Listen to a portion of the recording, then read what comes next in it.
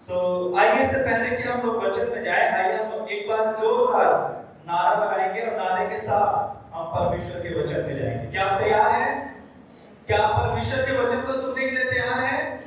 क्या आप नारा लगाने के लिए तैयार हैं? चलिए ठीक है। प्रेम से बोलो प्रभु यीशु मसीह की। एक बार और हम पूरी ताकत के साथ चिल्लाएंगे अपने त्रिएक परमेश्वर प्रभु यीशु मसीह की हम महिमा करेंगे जो हमारे बीच में है। क्या आप विश्वास करते हैं कि यीशु आपके बीच में, हमारे बीच में? आमीन। प्रेम से बोलो प्रभु यीशु मसीह की। आप सबको प्रभु बहुत आशीष दे।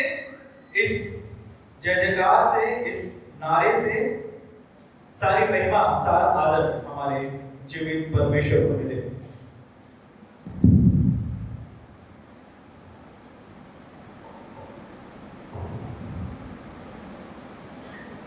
एक बहुत ही सुंदर जो गीत है, एक बहुत ही सुंदर गीत हम लोगों ने सुना है ना। हमारे समूह ने हेनरी सलाइडर गीत को गाया।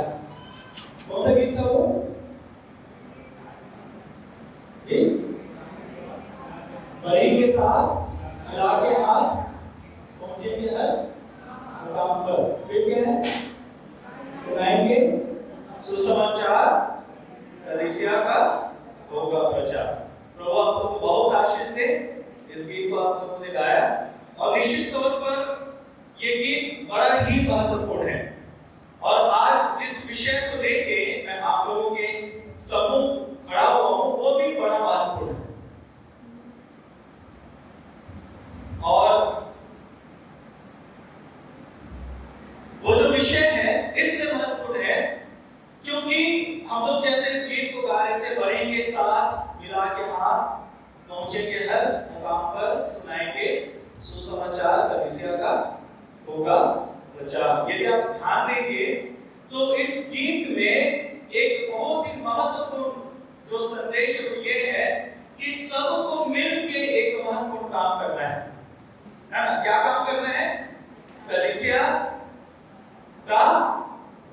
की बढ़ोतरी, है ना? क्या काम करना है? प्रचार करना, मतलब कलीसिया की बढ़ोतरी। और ये जो एक कॉन्सेप्ट है या फिर ये जो एक विचारधारा है ये बड़ी महत्वपूर्ण है। और आज जो परमेश्वर का वचन हम लोगों ने पढ़ा, पहला पत्रस उसका 4वां अध्याय, बहुत ही सुंदर वचन है ना? और उसका पद 10 और 11 हमारी प्रिय बहन के द्वारा पढ़ा गया।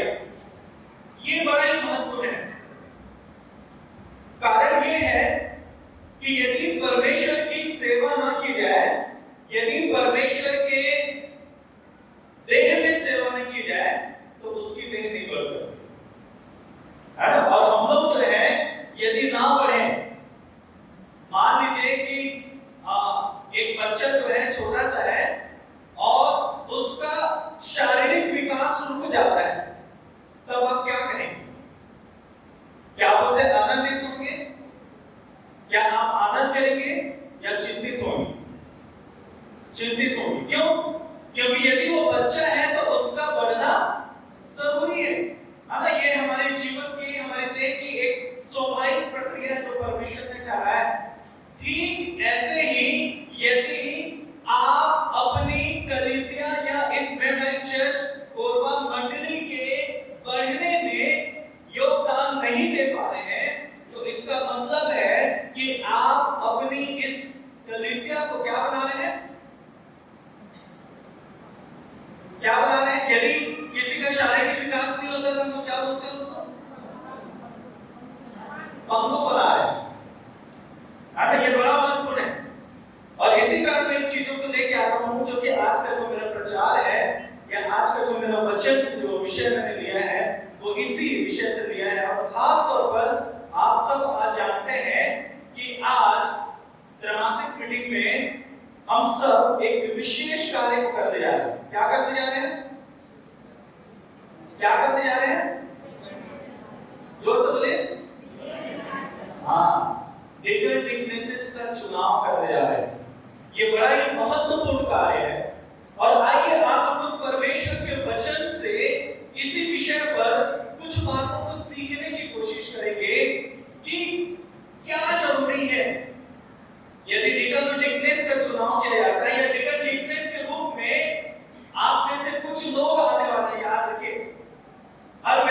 परमेश्वर की बुलाहट नहीं होती, और हर व्यक्ति को विशेष अधिकार भी चर्च और कलीसिया और मसीह के द्वारा नहीं दिए जाते। ध्यान रखिएगा, सिर्फ चुने हुए लोगों को, जिनको परमेश्वर की अगुवाई में चुना जाता है। और ये जो डिकन डिकनेस है, ये भी एक वैसा ही पद है जो पासवान के साथ क्या करते हैं, मिलके मसीह की देह को उन्नत करने के लिए क्या करते हैं, अपनी सेवा को करते हैं, अपने आप को देते हैं। और यदि आप देखेंगे तो इस बात को पाएंगे कि कहीं न कहीं कुछ विशेष बातों को छोड़ के उनकी सेवाई जो है वो पासवानों के समान ही होती है। इस कारण जो आपके क्षेत्र में जो डिकन डिकनेसेस होते हैं, याद रखिएगा, वो बड़े आदरणीय हैं और योग्य लोग परमेश्वर की नजर में।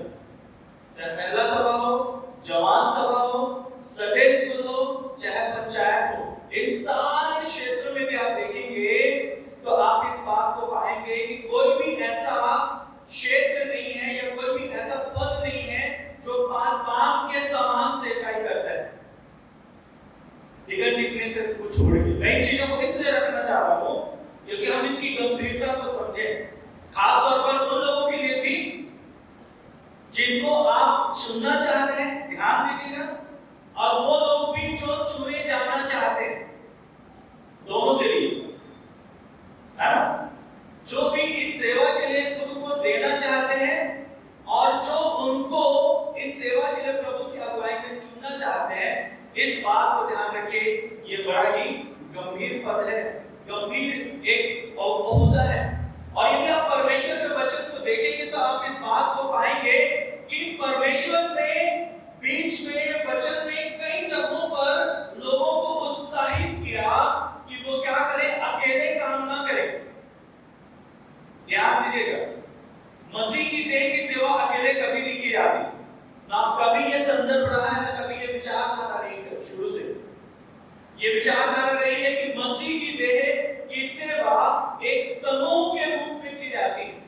चूंकि ये समूह है, एक बड़ा लोगों का झुंड है, तो इसकी सेवा एक पासवान अपने बलबूते पर, अपने दम पर, अपने दम की तो बात ही नहीं, क्योंकि ये प्रभु की सेवा है, एक पासवान अकेले नहीं कर सकता।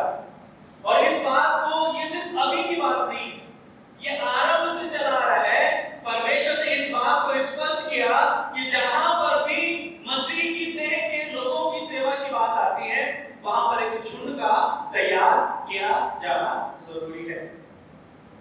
आज का जो वचन का हिस्सा हम लोगों ने पढ़ा, आइए हम उसको निकाल लेंगे। और यहाँ पर परमेश्वर का वचन इस बात को कहता है, पहला पतरस 4 अध्याय और उसका 10 और 11 लिखा हुआ है, जिसको जो वरदान मिला है वह उसने परमेश्वर के नाना प्रकार के अनुग्रह के भंडारियों के समान क्या करें, एक दूसरे की सेवा में लगाए। भंडारी पद जो है वो मसीह विश्वास में एक बहुत बड़ा गुण माना जाता है ना, संभाल के रखना, चीजों को व्यवस्थित करके रखना, ये भंडार पाल की क्या होती है, जिम्मेदारी होती है। इसलिए आप देखेंगे तो हर स्थानों पर ये जो पद है वो रहता ही है। चाहे आप चर्च में हैं, ये पद आपको मिलेगा, चाहे आप संसार में हैं, ऑफिशियल अपने क्षेत्रों में, आप सब जगह आपको ऐसे लोग मिलेंगे जो भंडार पाल की सेवा को क्या करते हैं, उस क्षेत्र में करते हैं।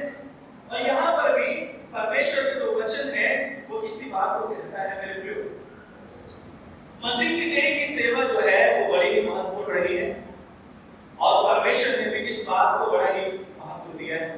मेरे साथ एक स्तंभ निकालिए, हम लोग देखने की कोशिश करेंगे कि ये कितना महत्वपूर्ण रहा है। निर्गमन की पुस्तक पुराने नियम से और उसका 18वां अध्याय, निर्गमन की पुस्तक पुराने नियम से और उसका 18वां अध्याय और पद 13 से यदि आप वहां पर देखेंगे तो एक बड़ा ही महत्वपूर्ण कार्य वहां पर है।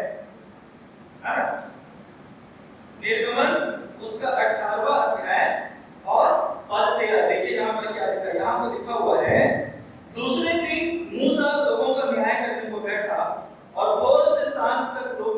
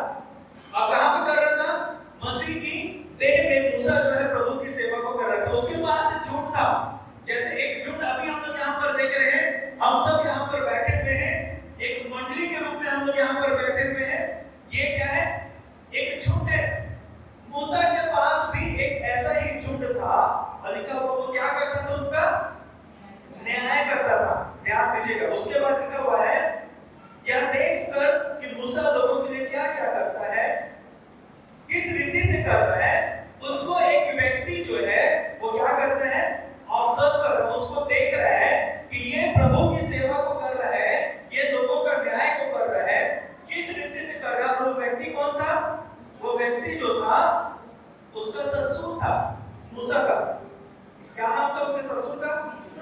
यित्रो, है ना? उसके ससुर का नाम था यित्रो। और वो क्या करता है? वो उसको एक सलाह देता है। याद रखिए, प्रभु की सेवा कभी भी अकेले नहीं की जाती, ये शुरू से ही परमेश्वर के वचन में शिक्षा हमको दी जाती है। और यहाँ पर भी जब वो प्रभु के लोगों की सेवा कर रहा था, उसको उसके ससुर यित्रो ने क्या दिया? एक सलाह दिया। क्या बोला? यह क्या काम है जो तू लोगों के लिए करता है? क्या कारण है कि तू अकेला बैठा रहता है? क्या बोला उसको? ये कैसी बात है कि तू अकेला बैठा हुआ है, सारे काम को अकेला कर रहा है, और लोग जो है सुबह से लेकर शाम तक तेरे पास क्या कर रहे हैं? आ रहे हैं कि अपने कार्यों को तेरे साथ साझा करें। मूसा ने अपने ससुर से कहा, इसका कारण यह है कि लोग मेरे पास परमेश्वर से क्या करने आते हैं? पूछने आते हैं। मूसा के पास योग्यता थी, क्यों? परमेश्वर ने उसको योग्यता दी थी कि वो क्या करे? प्रभु के काम को करे। और मूसा बता रहा है कि लोग मेरे पास कुछ इधर-उधर की बात करने नहीं आते हैं, वो क्या करने आते हैं? परमेश्वर उनसे क्या चाहता है या परमेश्वर उनके लिए क्या बोलता है, वो पूछने के लिए आते हैं। और यहां पर उसके बाद देखिए क्या लिखा हुआ है 17वें पद में। मूसा के ससुर ने उससे कहा, जो काम तू करता है वह अच्छा नहीं, है ना? परमेश्वर ने मूसा को चुना और मूसा के पास योग्यताएं थी, मूसा के पास एक वरदान था, परमेश्वर उससे बातचीत करता था, वो लोगों की सेवा को भी कर रहा था। लेकिन उसका ससुर बोलता है, तो ये जो काम कर रहा है ना, अच्छा नहीं। क्यों अच्छा नहीं है? वो बोलता है, इससे तू क्या बढ़िए जो लोग तेरे सामने निश्चय कर जाएंगे, इसलिए कि यह काम तेरे द्वारा है, तू इसे अकेला नहीं कर सकता। याद रखिए, मसीह की देह की सेवकाई कोई व्यक्ति, कोई पासवान या कोई पंचायत का अकेला सदस्य या फिर कोई अकेला डिकन डिकनेस या महिला सभा की अकेली सभानेत्री या जवान सभा का अकेला जो अध्यक्ष है या हमारी संडे स्कूल की अध्यक्षा नहीं कर सकती। परमेश्वर का वचन साफ एक चीज को बताता है, वो बोलता है यह काम तेरे लिए भारी है। 19 पर बोलता है, इसलिए अब मेरी सुन ले, मैं तुझको सम्मति देता हूँ और परमेश्वर तेरे संग रहे। और क्या बोल रहा है? तू इन लोगों के लिए परमेश्वर के सम्मुख जाया कर, ठीक है? और उसके बाद 21 पद देखिए क्या लिखा हुआ है, फिर तू इन लोगों में से ऐसे पुरुषों को छांट ले जो गुणी और परमेश्वर का भय मानने वाले, सच्चे, अन्याय के लाभ से घृणा करने वाले हो, और उनको 1000-1000, 100-100, 50-50 और 10-10 मनुष्यों पर क्या कर दे? प्रधान नियुक्त कर दे। तो एक व्यवस्था की बात यहाँ पर मूसा कर रहा है। याद रखिए मेरे प्रियो, परमेश्वर जो है वो लोगों के लिए क्या करता है? योजनाओं को बनाता है, और मूसा ने उसका पालन किया। क्यों पालन किया? क्योंकि ये बात जो उसके ससुर यित्रो ने कही थी, वो यित्रो की ओर से नहीं था, लेकिन परमेश्वर की ओर से था। इसी कारण मूसा ने क्या किया? उसको स्वीकार किया। आज भी जब आप और मैं परमेश्वर की सेवा को करने के लिए जा रहे हैं, याद रखिए आप सब वोट डालने वाले हैं। आप जिसको भी चाहते मुझे नहीं मालूम, ना मैंने किसी से पूछा, है ना? ये हमारा व्यक्तिगत निर्णय है। और आप सब जानते हैं कि इस बिल्डिंग की जरूरत कितनी है। हम सब क्या कर रहे हैं? उसके लिए योजनाओं को बना रहे हैं, प्रार्थना कर रहे हैं। परमेश्वर का वचन इस बात को बोलता है, कैसे लोगों को आप चुन रहे हैं? कैसे लोगों को मूसा ने चुना? क्या लिखा हुआ है? जो गुणी हो। गुणी मतलब जिनके अंदर योग्यता होगी। बहुत अच्छी बात है। उसके बाद क्या लिखा हुआ है? ध्यान से सुनिए, और परमेश्वर का, जितने भी डिकन डिकनेसेस का नाम आप प्रपोज करेंगे, जितने भी लोगों के लिए आप वोट डालेंगे, याद रखिएगा परमेश्वर का वचन इस बात को बोल रहा है, वो व्यक्ति परमेश्वर का क्या मानने वाला हो? भय मानने वाला हो। दोस्ती यारी में मत करिएगा, है ना? मेरा मित्र है तो मैं उसको आगे बढ़ा दूं, है ना? ये दोस्ती यानी कई बार चलता है ना, लेकिन ये परमेश्वर की देह की बात है।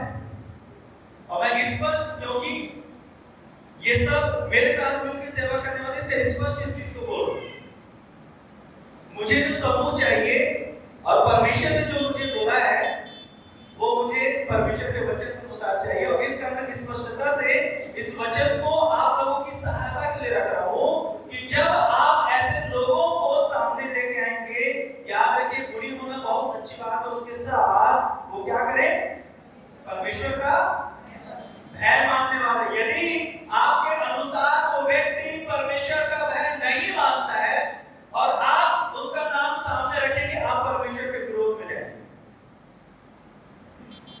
यदि जो व्यक्ति सोच रहा है, यदि पादी निशान सोच रहा है कि मैं इस कार्य को करने के लिए जा रहा हूं या मेरे को ये पद में आना चाहिए, परमेश्वर का वचन बोल रहा है बेटा या बेटी, यदि तू मेरा भय मानती है तो इस काम के लिए अपने कदम को आगे बढ़ाना।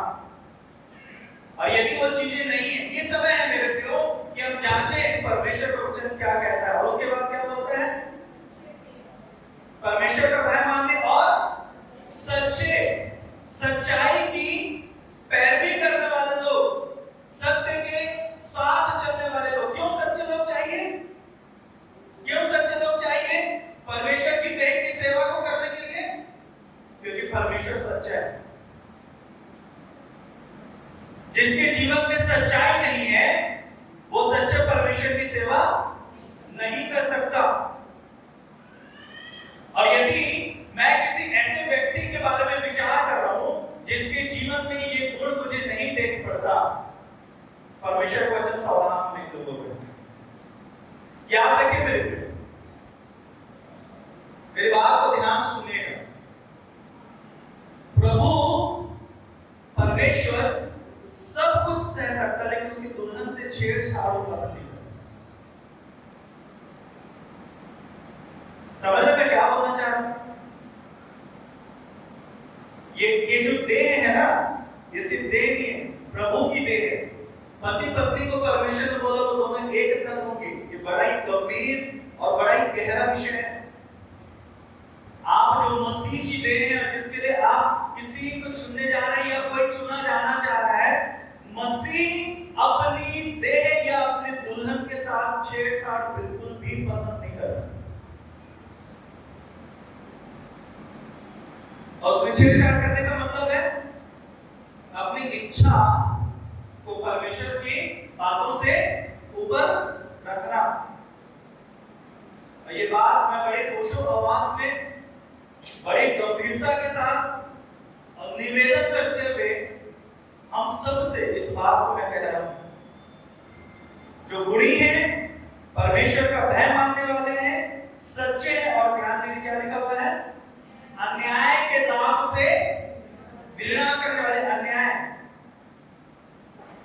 अन्याय से जो लाभ मिलता है, अन्याय का मतलब किसी और को नुकसान पहुंचा के खुद का, ये संसार की एक विधि है, संसार का एक स्वभाव है। लेकिन परमेश्वर की देह में परमेश्वर ऐसे लोगों को बिल्कुल भी स्वीकार नहीं करता। खुद के लाभ के बारे में सोच के आने वाले लोगों को भी परमेश्वर स्वीकार नहीं करता मसीह की देह में। तो जब आज आप इस कार्य को करने के लिए जाएंगे, ध्यान दीजिए, ये चुना जाना ये बड़ा ही महत्वपूर्ण है।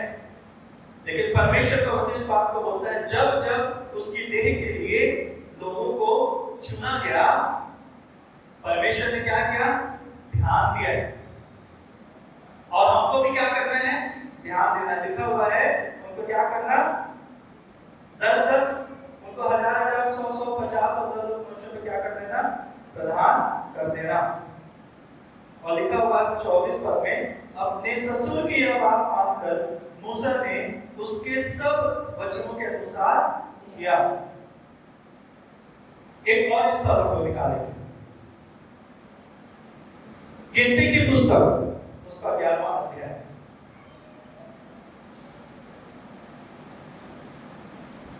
गिनती 11 और उसका 16वां पद देखिए। यहां पर भी मूसा ने क्या किया, लोगों को चुना, जैसे आज हम लोग चुनने जा रहे हैं, वैसे ही परमेश्वर ने भी सहायता किया, मूसा की अगुवाई की और मूसा ने क्या किया? चुना। यहाँ पर लिखा हुआ है, देखिए 16 पद में, और यह बात परमेश्वर बोल रहा है, यहोवा ने मूसा से कहा। किसने कहा? यहोवा ने मूसा से कहा, इस्राएली पुरनियों में से 70 ऐसे पुरुष मेरे पास इकट्ठा कर, जिनको तू जानता है कि वे तेरे प्रजा के पुरनिय और उनके सरदार हैं, और मिलाप वाले तंबू के पास ले आ कि वे तेरे साथ यहाँ पर खड़े हो। किनको? किनको तू जानता है। क्या आप उन व्यक्तियों को जानते हैं? यहाँ पर कहने का मतलब था, मूसा का परमेश्वर जब मूसा से बोल रहा है तो इस बात को बोल रहा है कि मूसा तू उनको जानता है। उनको जानता है का मतलब क्या है? तू इस बात को जानता है कि वो मुझे जानते हैं कि नहीं जानते हैं। तू इस बात को जानता है, इसी कारण परमेश्वर बोल रहा है कि तुमको क्या करना? मेरी उपस्थिति में लेके आना, लेकिन ये जिम्मेदारी मैं तुझे दे रहा हूं कि तू चुने। क्या होगा यदि मूसा परमेश्वर की इस बात को कि जिन्हें तू जानता है नजरअंदाज कर दे? बताइए।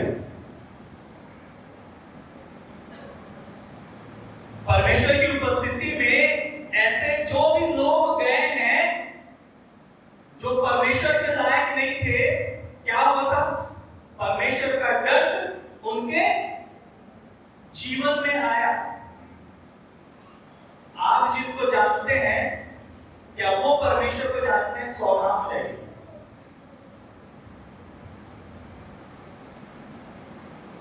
नहीं तो परमेश्वर का दंड, यदि मैं भाई परेदास को चुन रहा हूं या परेदास भाई मेरे को चुन रहे, हम दोनों के ऊपर परमेश्वर का दंड आने वाला। मैं फिर से बोल रहा हूं, परमेश्वर अपने देह के साथ किसी भी रीति का गलत व्यवहार बर्दाश्त नहीं कर सकता। मेरी बात को ध्यान दीजिए। और इसी कारण वो यहां पर बोलता है, परमेश्वर बोल रहा है, क्या बोल रहा है? जिनको तू जानता है उनको क्या करना? मिलाप वाले तंबू के पास यहां ले आना कि वो किसके साथ खड़े हो? तेरे साथ। यानी कि वो जैसे तू ईमानदार है, जैसे तू समर्पित है परमेश्वर के लिए, वैसे ही इस बात का ध्यान रखना, सोच लेना, विचार कर लेना, उनको जांच लेना, परख लेना कि वो भी परमेश्वर के अनुसार काम करने वाले समर्पित व्यक्ति हैं कि नहीं है। ध्यान दीजिएगा, ये दोनों के लिए बातें आ रही हैं। यदि मैं सेवा के लिए आ रहा हूं या मैं किसी को सेवा के लिए प्रमोट कर रहा हूं। और उसके बाद लिखा हुआ है, तब मैं उतर कर तुझसे बातें करूंगा और जो आत्मा तुझ में है उसमें से कुछ लेकर उनमें भी क्या करूंगा? समवाऊंगा। आप जिन लोगों को चुनने जा रहे हैं, परमेश्वर ऐसे लोगों को देखना चाहता है जिनके अंदर वो अपनी आत्मा की सामर्थ को डाल सके, परमेश्वर की उपस्थिति उनके अंदर आ सके। ये परमेश्वर की मांग है। और वो उसके बाद बोल रहा है, और वे इन लोगों का भार तेरे संग क्या करेंगे? भार उठाने के लिए परमेश्वर की कुछ प्राथमिकताएं हैं मेरे प्रियो। आज जब आप इन चीजों को करने जा रहे हैं, परमेश्वर जो है आपसे और मुझसे बातचीत कर रहा है कि आज हम जो है बड़ी ही सावधानी से इन चीजों को करें। और उसके बाद और बहुत सारी चीजें हैं। तो यहाँ पर हम लोग इस बात को देखते हैं कि मूसा कितने लोगों को चुन रहा है? यहाँ पर 70 लोगों को चुन रहा है। उसके पहले भी मूसा ने क्या किया? लोगों को चुना। एक और इसका निकाली, मैं जल्दी से खत्म करूंगा। व्यवस्था विवरण उसका पहला अध्याय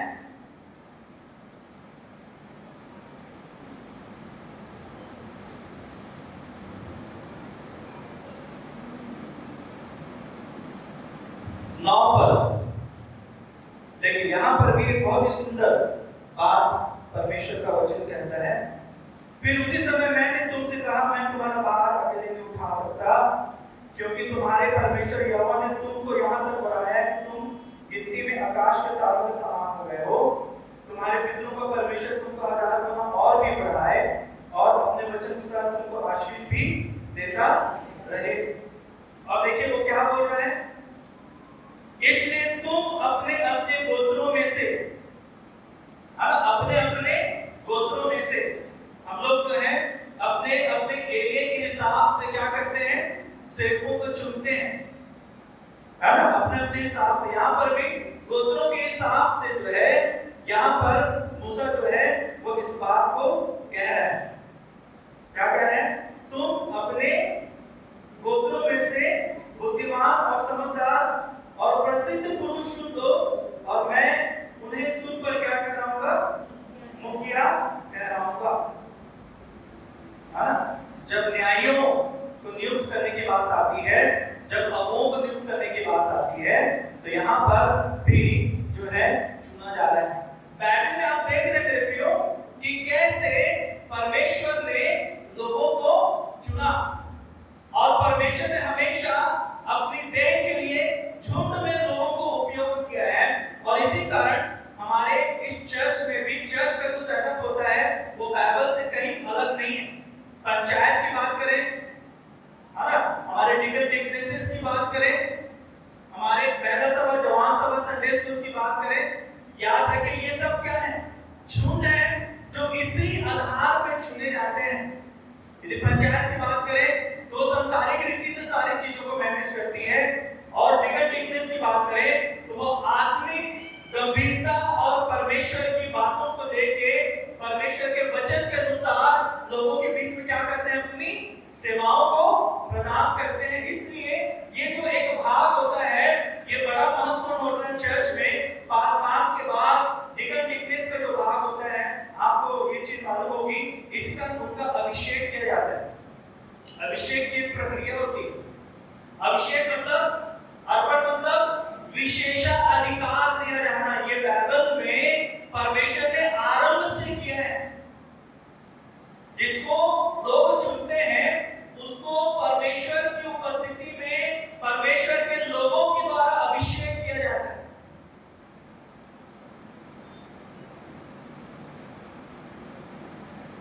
इसी कारण जब पासवान नहीं होता है तो पासवान की उपस्थिति में अधिकतर धार्मिक कार्य कुछ को छोड़ के डिकन डिक्नेस पूरा करते हैं। क्यों? इस कारण उनको अभिषिक्त बोला जाता है, क्योंकि चर्च उनको क्या करता है, चर्च जो मसीह की देह है उनका अभिषेक करता है, कोई एक व्यक्ति उनका अभिषेक नहीं करता। और ये बात बड़ा ही महत्वपूर्ण है मेरे प्रियो कि हम इन सारी बातों को जाने और समझे। एक हिस्सा हम लोग पढ़ेंगे, मरकुस 10:45, जल्दी से निकाल के पढ़िए। एक जो सेवक होगा या डिकन डिक्नेस के रूप में हम जो अपने आप को देना चाह रहे हैं, हमको क्यों ये जिम्मेदारी दी जाएगी, पढ़िए तो। क्योंकि मनुष्य का पुत्र इसलिए नहीं आया उसकी सेवा टल गया। ध्यान दीजिएगा, मनुष्य का पुत्र यानी कि कौन है मनुष्य का पुत्र? प्रभु यीशु मसीह। वो क्यों नहीं आया? इसलिए नहीं आया कि उसकी सेवा टल की जाए, बल्कि क्यों आया? आप सेवा टहल करें। डिकन डिक्नेस का जो पद होता है वो खुद के लिए नहीं होता। जैसे पासवान के लिए बोला जाता है 24/7, वैसे ही डिकन डिक्नेस के लिए भी ये बात बोली जाती है कि उनके एरिया में उनके जो लोग हैं जिनके बीच में वो अपनी सेवा को करते हैं 24/7, वो उनके लिए क्या रहते हैं, उपलब्ध रहते हैं। और हमारे जो डिकन डिक्नेस उस सेवा को कर भी हैं, वो अपने लिए नहीं है। एक व्यक्ति अपने लिए नहीं आता, अपनी सेवा कराने के लिए नहीं आता, लेकिन क्यों आ रहा है? वो सेवा करने के लिए। और ये सिर्फ डिकन डिक्नेस की बात नहीं है मेरे फ्रेंड, ये सब की बात है। जितने भी सेवक लोग, जितने भी जो पदों पर हैं, जो लीडर्स या अगुवाई के पद पे आप लोग हैं, अपने अपने समितियों में आप सभी के लिए ये बात है कि आप सेवा करवाने के लिए नहीं बुलाए गए हैं, लेकिन सेवा को करने के लिए बुलाए गए हैं। और लिखा हुआ आखिरी लाइन क्या पढ़ी मैं? और बहुतों की छुड़ौती के लिए हाँ प्राण दे। क्या करे? बहुतों की छुड़ौती के लिए क्या करे? मतलब कि अपना इनकार करना। यदि आप किसी को इस पद के लिए देना चाह रहे हैं, याद रखिए कि वो दूसरों की परवाह करने वाला है कि नहीं।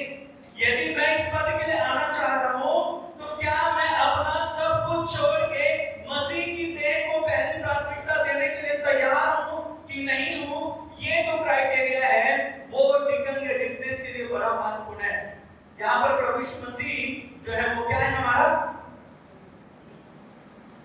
अगुवा है, हम उसका अनुसरण करते हैं। यदि वो अपनी सेवा टहल कराने के लिए नहीं आया तो हम भी नहीं आए हैं। यदि उसने लोगों की छुड़ौती के लिए अपना प्राण दिया है तो क्या आप देने के लिए तैयार हैं? इस सेवा के द्वारा, डिकन डिकनेस के सेवा के द्वारा, इस बात को जरूर आप लोग ध्यान में रखिए। और बहुत सारी बातें हैं, मैं नहीं करूंगा। आखिर कुछ बातों को बोल के मैं यहाँ पे समाप्त करूंगा मेरे प्रियो। सेवकाई जो है, प्रभु की देह की सेवा जो है वो बड़ी महत्वपूर्ण है। जिनको आप चुनना चाहते हैं उनका जीवन परमेश्वर के वचन के अनुसार है कि नहीं, वो जितना जिम्मेदार होंगे। याद रखिए, कई बार हम बोलते हैं अरे उसका जीवन कैसा है, ऐसा है, उसका जीवन वैसा है, जमात सभा का वो अध्यक्ष उसका जीवन ऐसा है, महिला सभा के अध्यक्ष उसका जीवन ऐसा है, संडे स्कूल का अध्यक्ष उसका जीवन ऐसा है ना। बोलना बड़ा ही आसान होता है, कई बार उसके ऊपर उंगली उठाना भी बड़ा आसान होता है, लेकिन जानते हैं प्रभु के सामने सबसे बड़ा दोषीदार कौन है? यदि मैं बोल रहा हूं कि उसके जीवन में ये गलती है तो याद रखिए, कई बार जब लिखने की बारी आती है, मत डालने की बात आती है, वहां पर प्रभु की अगुवाई में सब कुछ जानते समझते हुए भी हम नाम लिखते हैं। और उसके बाद क्या करते हैं हम? प्रभु उनका तो न्याय हो चाहे मत, वो बाद में करेगा, याद रखिए। लेकिन जितने लोग जो समूह में होकर चुनने का एक अधिकार आप लोग रखते हैं, परमेश्वर हमारा न्याय सबसे पहले करेगा। इसीलिए इस बात को ध्यान में रखिए कि मसीह की जो सेवा है वो बड़ी महत्वपूर्ण है ना। पहले प्रथम शताब्दी में लोग जो है मिलकर एक दूसरे की सेवा करते थे, एक दूसरे का भार उठाते थे। और हनन्याह और सफीरा के बारे में जानते हैं, उनको जिम्मेदारी दी गई थी। क्या किया उन्होंने? हनन्याह सफीरा ने जब उस कार्य को करने के लिए अपने आप को दिया था, जैसा कि आज हम दिए हैं और आगे भी देते रहेंगे, लेकिन उन्होंने एक गलती की और गलती का दंड उनको क्या मिला? याद रखिए, बुलाहट प्रभु से पाने के बाद जब आप उसको दे रहे हैं और उसके बाद यदि आप जो है, यदि मैं गलती करूं इस पुलपीठ पे खड़े होके, परमेश्वर का क्रोध मेरे सामने है, मैं बच नहीं सकता। इसलिए मुझे सावधान होने की जरूरत है। गेहजी के बारे में जानते हैं? कौन था गेहजी? एलीशा का सेवक। वो क्या करता था? एलीशा के साथ मिलकर सेवा को करता था। क्या गलती की थी उसने? लालच किया था। एक सेवक होके एलीशा ने जिस बात पर उसको मना किया था, खुद जिसका इनकार किया था, उसी काम को उसने कर दिया। एक सेवक होके, याद रखिएगा, जिम्मेदारी उसको दी गई थी उसके अगुओं के द्वारा, लेकिन उसने क्या किया? उसका इनकार कर दिया। और क्या दंड मिला उसको? दूसरा राज्य उसके 5वें अध्याय 20-27 को पढ़े तो आपको मिलेगा। वो जो सारा कोड नमान को पढ़ा, क्या हुआ?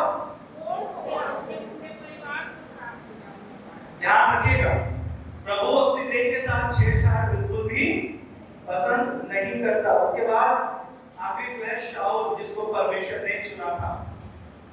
किसने चुना था उसको? परमेश्वर ने चुना था। उसने भी परमेश्वर की अवज्ञा की और परमेश्वर ने जो उसको दिया था वो ले लिया और उसका जो अंत था वो अच्छा मैं यही पे समाप्त करूंगा।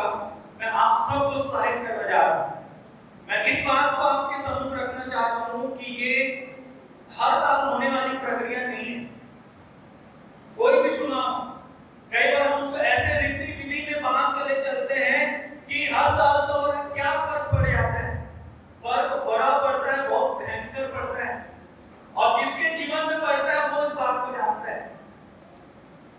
परमेश्वर हमारी सहायता करे। आज एक बहुत बड़े काम को हम करने के लिए जा रहे हैं। मैं सिर्फ वचन नहीं दे रहा हूं, मैं आप लोगों को प्रार्थना का विषय दे रहा हूं। प्रार्थना करिए बड़े समर्पण के साथ। मैंने कुछ और तैयारी की थी, सलाह आया कि मैं इस विषय को बोलूं, और परमेश्वर ने इन वचनों को मुझे दिया कि मैं आप लोगों के सामने रखूं कि हम लोग मिलके जब डिकन में डिकनेस का चुनाव कर रहे हैं, याद रखिए चुन के आने वाला और चुनने वाला हम दोनों प्रभु के सामने बड़े ही स्पष्ट दिखाई पड़ते हैं। और थोड़ी सी भी चीज यदि हम इधर उधर करते हैं मेरे प्रियो, याद रखिए प्रभु के सामने से हम कहीं नहीं जा सकते। तो प्रभु हमारी सहायता करे।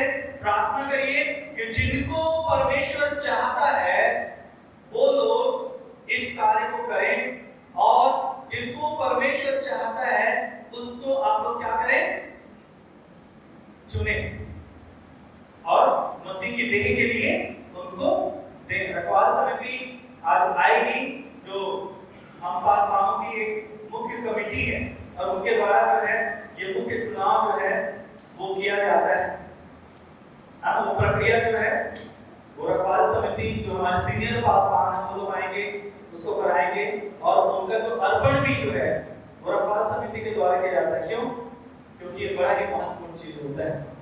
परमेश्वर हम सबको आशीषित करे, और आप सबको हम उत्साहित करना चाहते हैं कि आप लोग उत्साहित होकर आइए, प्रार्थना के साथ आइए। और आज के इस विशेष समय में जब सेवा के बारे में हम लोगों ने सीखा, सेवा के बारे में हम विचार कर रहे हैं, प्रभु हम सब से बातचीत करें कि जहां जहां हम सेवा कर रहे हैं वहां पर प्रभु हमको बहुत ही गंभीरता के साथ परखता और जांचता है। परमेश्वर आज के इस वचन के द्वारा हम सबको बहुत आयत की आशीषें प्रदान करे। आमीन। जोर से बोलेंगे आमीन। आमीन। आइए हम लोग प्रार्थना करेंगे, अपनी आंखों को बंद करें। परमेश्वर हमारे बीच में है, बड़ी गंभीरता के साथ आइए हम उसकी ओर दिखाएं। प्यारे खुदावंद प्रभु यीशु मसीह के जीवते और सामर्थ के नाम से हम आपके चरणों में निकट आते हैं, आपकी प्रशंसा करते हैं, आपकी बड़ाई करते हैं, आपके नाम को हम ऊंचा उठाते हैं। हम धन्यवाद देते हैं प्यारे पिता कि प्रभु जी आपने मैनोनाइट चर्च पूर्वा हो कि उन सभी को चुन लिया है, और हम सब आज आपकी पवित्र हुजूरी में आ पाए। हम धन्यवादी हैं प्रभु जी, आरंभ से लेकर अभी तक हर बातों को करने में आपका नियंत्रण बना रहा। प्यारे पिता यीशु के नाम से प्यारे प्रभु जी आप दया करें, मदद करें, अगुवाई करें। यीशु नासरी के नाम से प्यारे परमेश्वर पिता हम सब से प्यारे प्रभु जी आप प्रेम करते हैं, हम आपकी प्रशंसा करते हैं, हम अपने हृदयों को आपके चरणों में सौंपते हैं। प्यारे पिता आज की आराधना आपको ग्रहण योग्य हो। हमारे जीवन आपके सामने खुली हुई किताब है पिता, ये जीवन आपको ग्रहण योग्य हो। हमारे जीवन की कमियां हम आपको अर्पित करते हैं पिता, हमारे जीवन की अशुद्धियां हम आपको अर्पित करते हैं पिता। दया करें प्रभु यीशु मसीह के नाम से, प्रभु यीशु मसीह में होकर पिता हम आपके चरणों के निकट आते हैं। आप पिता धन्यवाद देते हैं कि प्रभु यीशु मसीह जब हम आपके पास आते हैं पिता आप हम पे दया करते हैं, आप हम पे कृपा करते हैं। यीशु नासरी के नाम से ये लोग जो आज आपकी उपस्थिति में, ये आपके लोग हैं, आपके लहू से गुजरे हुए लोग हैं, सबको आशीष दें पिता, सबकी सहायता करें, मदद करें, अगुवाई प्रदान करें, और उन्हें आज की पूरी आराधना और हम सबका जीवन आपको ग्रहण योग्य हो सके। प्यारे प्रभु जो भी लोग यहाँ पर हैं वो प्यारे परमेश्वर पिता आपसे प्रेम करते हैं, आप उनसे प्रेम करते हैं, उनके हृदय की उन सारी छुपी बातों को भी आप जानते हैं। आप उनको पर दया करें और लोगों को आप शांति प्रदान करें। प्यारे धन्यवाद देते हैं कि आपने प्रभु हमारी विनती को सुना है।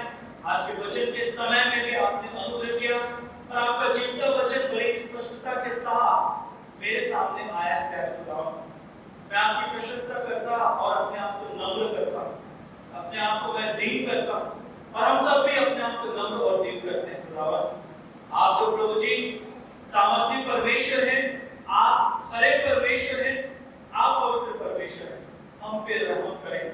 और विशेष रीति से प्रभु जी जो एक विशेष कार्य प्रभु दिगंत एक विशेष को लेके हम करने जा रहे हैं, उसमें प्यारे परमेश्वर पिता आपका पूर्ण नियंत्रण हम लोगों के मनों में, आपकी देह में मांग लेते हैं पिता। हे पवित्र आत्मा, आप दया करें, सारी बातों में आपको हम धन्यवाद देते हैं। आज की इस पूरी आराधना को आपके हाथों में सौंपते हैं और धन्यवाद देते हैं कि आपने प्रभु जी हमारी आज की इस पूरी आराधना को, हमारे जीवन को, हमारे हर एक बातों को जो आज हमने किया है स्वीकार कर लिया है। प्यारे ईश्वर राजा, जब हम यहाँ से वापस जाते हैं आप हमारी सहायता करें, और जब दोपहर में फिर यहाँ पर आते हैं आप हम पे अनुग्रह करें, और जब कल फिर से प्रभु जी हम अपने दैनिक जीवन में जाते हैं, प्रभु जी आपका अनुग्रह हम पे बना रहे, और अगले रविवार को जब यहाँ पर हम आते हैं प्रभु जी हमारे जीवन में फिर से हम प्रभु जी गवाहियों को देने वाले हो सके। धन्यवाद देते हैं कि आपने हमारी विनती को सुना, और न सिर्फ हमारी विनती को सुना है बल्कि उसका उत्तर और आमीन आपने दे भी दिया है। इसलिए प्यारे परमेश्वर पिता, बड़े ही धन्यवाद के साथ हम सब मिलके ये विनती अपने उद्धारकर्ता, मुक्तिदाता प्रभु यीशु मसीह के जीवित और सामर्थ्य नाम से मांग लेते हैं। सुख ग्रहण कर रहे हैं।